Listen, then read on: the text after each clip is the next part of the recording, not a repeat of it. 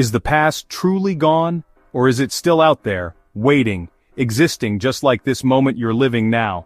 If we invented a time machine, would we be traveling back to something that still exists, or something that has to be recreated from scratch? Let's explore one of the strangest and most fascinating questions in physics and philosophy: is the past still there? To begin, when we say the past, we're not just talking about a memory. We're talking about a moment that once existed as now, just like this one.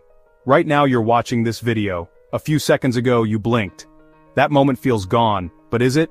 In physics, time isn't just something that ticks forward. It's considered a dimension, just like space. Think of a loaf of bread, where every slice represents a moment in time. You're in one slice. The past, it's just a slice behind you. Einstein's theory of relativity treats time and space as part of the same fabric space-time. According to this theory, all moments past, present, and future may exist simultaneously, we just experience them one at a time. This idea leads to the block universe theory, a model where time is laid out like a map. Just as all locations on Earth exist whether you visit them or not, all points in time exist whether you're experiencing them or not. In this model, time travel doesn't require rebuilding the past. You're simply moving to another point in the timeline, like flipping to another chapter in a book. So why don't we feel like the past is still there? Because we're wired to only perceive the present. Our brains create a sense of flow, like time is moving forward, but some scientists argue this is just perception, not reality. Your memories are just brain states right now, but that doesn't prove the past moment itself has vanished. Here's where things get tricky.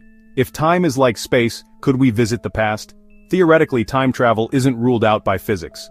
Solutions to Einstein's equations like wormholes or closed time-like curves suggest that time loops might be possible. But even if they existed, we'd still face paradoxes.